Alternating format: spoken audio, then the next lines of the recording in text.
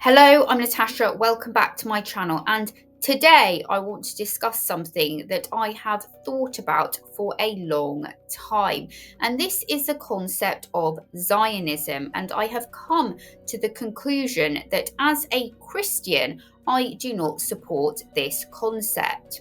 So, firstly, to explain what is Christian Zionism. Christian Zionism is a political and religious ideology that, in a Christian context, espouses the return of the Jewish people to the Holy Land. Likewise, it holds that the founding of the State of Israel in 1948 was in accordance with biblical prophecies, that the re-establishment of Jewish sovereignty in the Levant is a prerequisite for the second coming of Jesus Christ. Now, as a Christian, I do not believe in this concept of Christian Zionism. I think we need to take a look at the history of Israel and Palestine, and indeed what has been going on in the last 30 years or so. So, at a very high level, Mandatory Palestine was a British geopolitical entity that existed between 1920 and 1948 in the region of Palestine, and after 1922, under the terms of the League of Nations mandate for Palestine. After an Arab uprising against the Ottoman Empire during the First World War in 1916, British forces drove Ottoman forces out of the Levant. The United Kingdom had agreed in the McMahon-Hussein Correspondence that it would honour Arab independence in case of a revolt. But in the end, the United Kingdom and France divided what had been Ottoman Syria under the Sykes-Picot Agreement, an act of betrayal in the eyes of the Arabs. Another issue was the Balfour Declaration of 1917, in which Britain promised its support for the establishment of a Jewish national home in Palestine. Now, what is important to note is that the Balfour Declaration specifically said that it should be clearly understood that nothing shall be done to prejudice civil and religious rights of existing non-Jewish communities in Palestine. And it is also important to note that before Balfour, Jews, Muslims, and Christians existed peacefully together. However, it seems that the expansionist desires of Israel have caused a lot of problems in the world. During the 1948 Palestine War, the British withdrew from Palestine, Zionist forces conquered territory and established the State of Israel, and over 700,000 Palestinians fled or were expelled. By the end of the war, the State of Israel had captured about 78% of former territory of the Mandate. The Six-Day War in 1967 ended with Israel capturing the Sinai Peninsula, the Golan Heights, the Gaza Strip, and the West Bank, including East Jerusalem. Since then, Israeli settlements have been built by Israel. The international community considers Israeli settlements to be illegal under international law. As of January 2023, there are 144 Israeli settlements in the West Bank. There have also been numerous massacres of Palestinians by the IDF since 1948. For example, the Kibbutz massacre, the Qasim massacre, and according to the United Nations, 45,000 Palestinians have been killed since October the 7th, including 3% of Gaza's Christian population. Now, by criticising the actions of Israel, I am not in any way trying to say that what Hamas did on October the 7th was right. It was not right, and it deserves severe condemnation. However, Israel did fund Hamas against the Palestinian Liberation Organization in order to prevent a two-state solution to the conflict. Netanyahu never wanted a two-state solution to the conflict. This was asserted by a top EU official, Joseph Borrell, and also indeed the Times of Israel. However, I do think that Israel is using the tensions in the West between Muslims and non-Muslims to exploit support for Israel. In my mind, however, these are two separate issues. There is no doubt that the West has problems with Islam. I can only really speak about the UK, but I don't personally believe that Islam is compatible with Western values. There are tensions in British society following horrendous cases like the grooming scandal and the explosion of the number of Sharia courts in the UK.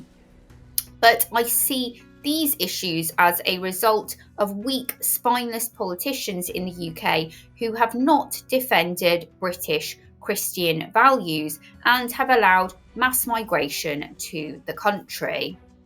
However, despite the incompatibility of Islam with Western values, I think we need to be clear that Western so-called Christian nations, including Israel, have pursued aggressive wars, and these have led to the deaths of millions of people across the world.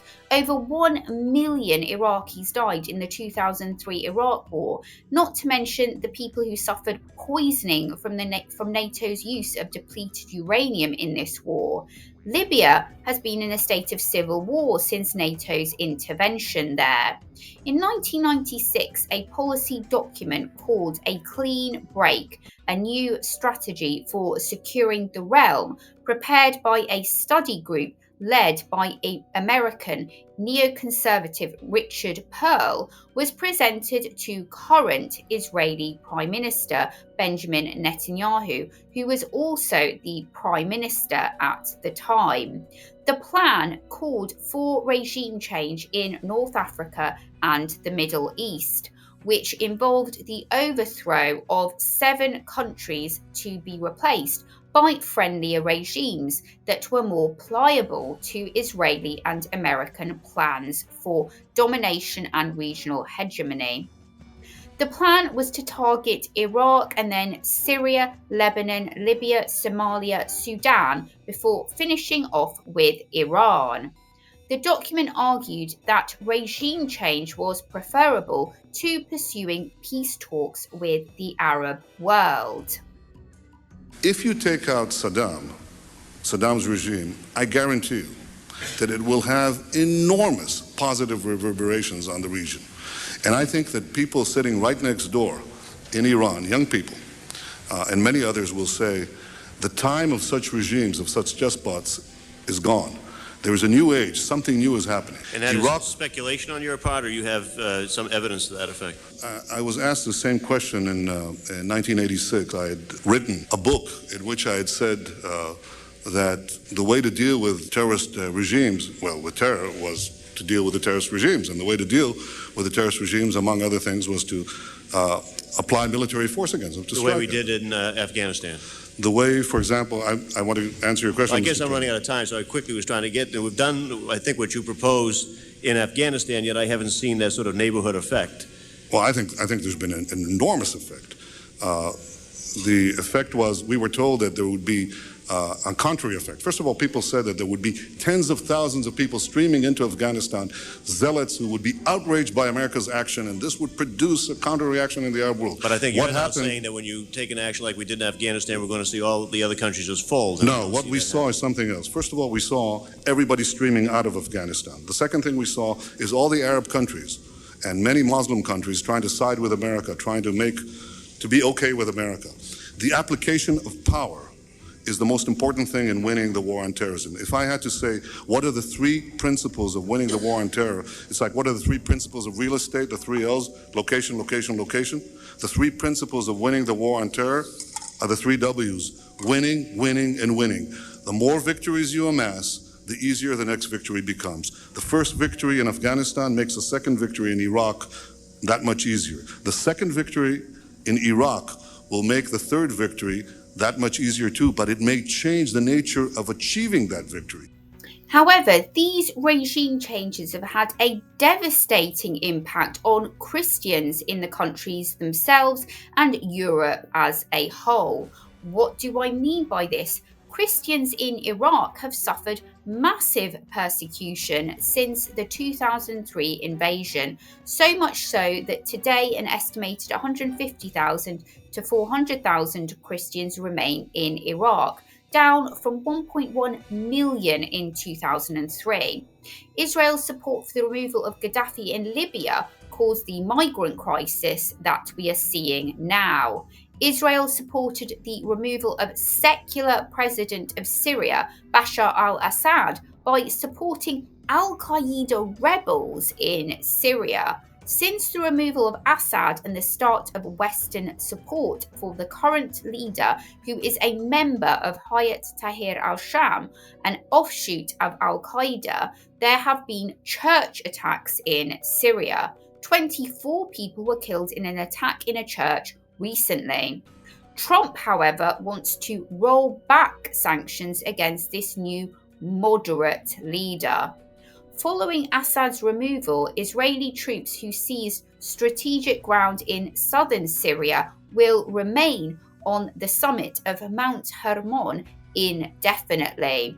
This is part of Israel's expansionist desires, its Greater Israel project, and includes regions from the Nile to the Euphrates, from Medina to Lebanon, including territories from Egypt, Lebanon, Syria, Iraq, Saudi Arabia, the entire of Jordan, and occupied Palestinian territories. It will be interesting to see what will happen between Iran and Israel in the future, as the US and Israel have not yet managed to secure regime change in Iran. And frankly, I hope that they don't. And it marks an end to their expansionist policies. Let me know your thoughts in the comments below.